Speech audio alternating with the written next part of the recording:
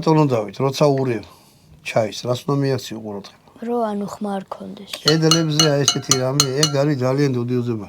ერთხელ ტიპთან მოჟე რომ დაკრა ზარივით, მეთქი რა მოხდა და თორმე ესა უგონოთ რამე იგი გუგრუნე. ერთი რა იყო შილო რა ეგ არის უზელობა რა, ძალიან დიდი უზელობაა და თუ სადმე გააკეთებ ეგეთ რამეს. ყურადღებას ვაქცევ მაგას. ო, დასაცინი გახდები. იტყვიან აი ხაჯი ნახეთო რა. და მე ეს ორსოვენ ეს აქედან ჭიქაჭი ჩემპიონი იყო და იქიდან იწოვდა. აი იქ რო არის რა ქვია. ძმები ბლუზებში. რესტორანში რო არის. დაიჭირე რა ბატონო დავით, აი მოგიდე ხილი. ესე უნდა გავჭირო. კაი.